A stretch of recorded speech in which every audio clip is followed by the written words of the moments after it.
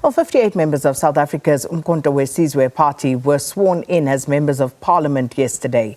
The members initially boycotted the swearing-in ceremony over election results. Now, at the time, the party had indicated that it was challenging the outcome of the May 29 election. MK came third in the election in which the African National Congress lost its parliamentary majority.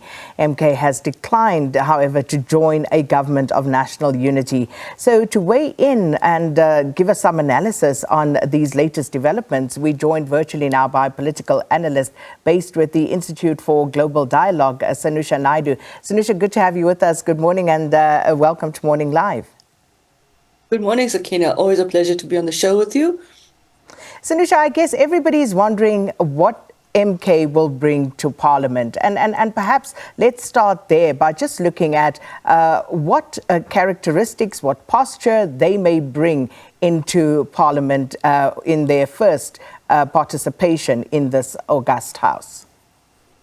Yeah, I mean, you got the sense from the leader of the party now, who will be the chief whip of the party, former Judge President John Shlope, who gave a brief interview after being sworn in as the leader of the MK as well as chief whip of the party. I think what you could glean out of that interview is that they still firmly want to go forward with their broad strategy and their manifesto around the Constitution and amendments around the Constitution, but more importantly, how they see the House. And in particular, the idea that the Parliament should actually have bigger or more powers conferred to it in terms of what they call parliamentary supremacy versus the Constitution. I think the other thing that was quite interesting from that interview was that they want to actually continue with what they feel are elements or big ticket issues on transformation around the land question, and what they feel that the land issues have not been addressed in the last 30 years around ownership, and how do you actually define ownership and the question of private ownership, but again doing it in the context of the Constitution and the amendment of the Constitution.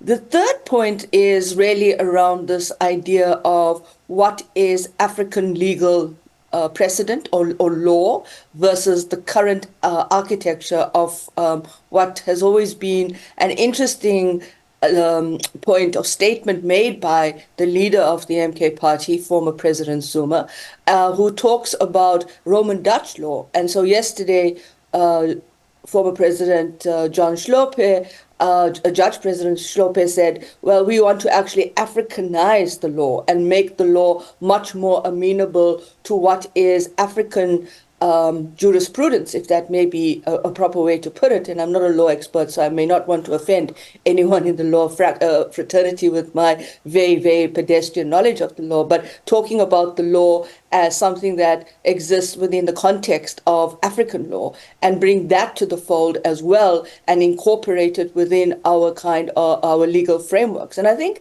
those 3 points again tell you that they want to continue their strategy of how they see what has been weaknesses, vulnerabilities, and a lack of transformation around the agenda of economic and socioeconomic transformation.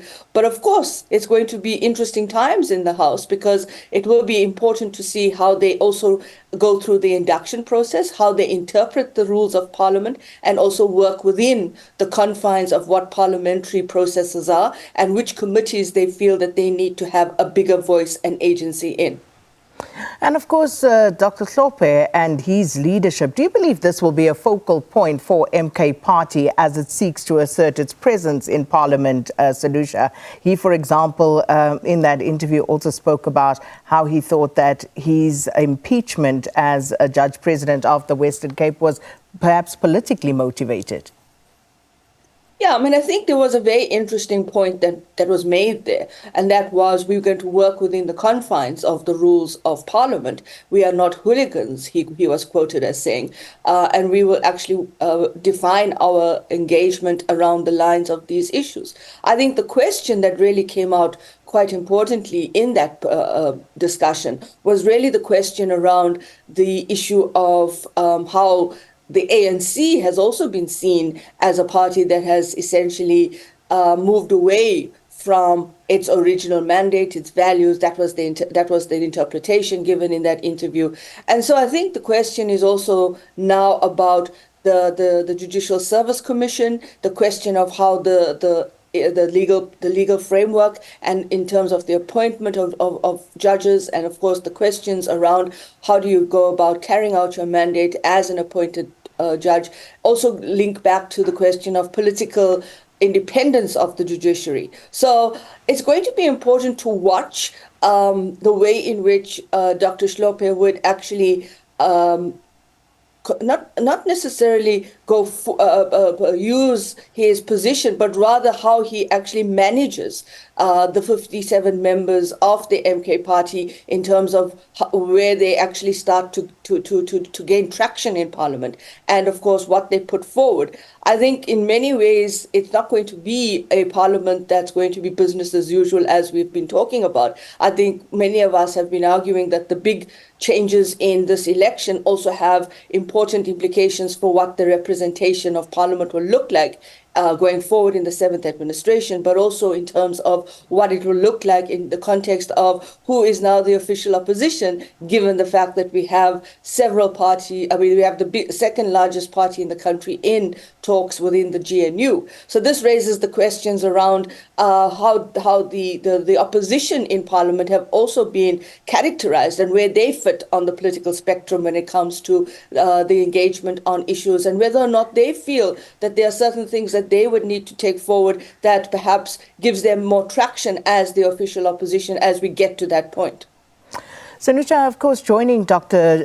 Shlope in Parliament for MK were several other notable figures, which include, of course, Duduzile Zuma Sambudla, who's the daughter of former President Jacob Zuma, who's the president of MK. There's also Andile Mngxitama, who is known for not just his strong loyalty to the former president, but also he was a former member of parliament with the EFF as well. We know his stance on the land question, for example. You also have Des van Rooyen, who's the former finance minister. So is there anything that we can or should read into who makes up the MK caucus in parliament? Well, I think, Sakina, it's going to be very fiery.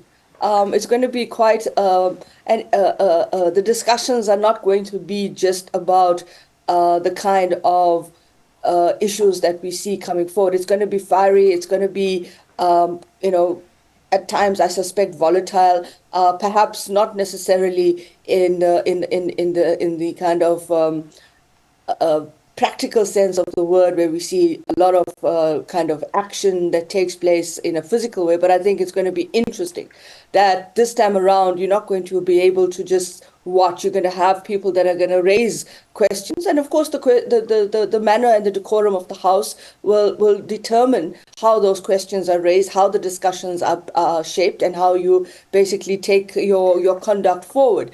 I would suspect that having Dr. Shlope there would be also the kind of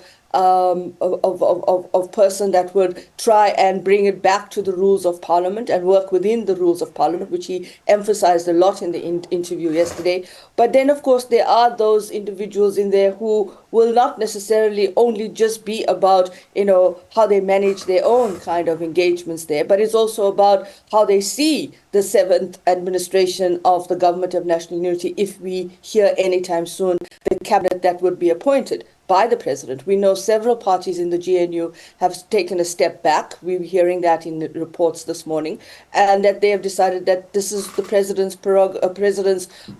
decision to appoint his cabinet. So again, it's not just going to be about the ANC in parliament, even though there will be that tension, but it'll be about the entire GNU, and questions around land, questions around access to ownership, questions around the economy and the economic transformation debates are going to become much more intense and perhaps even acute at times. The question is, the Speaker of the National Assembly, I think, has an important role to play here, and of course in managing the House, and of course ensuring that the rules of the House are applied in a manner that it fits in the context of the decorum of the National Assembly.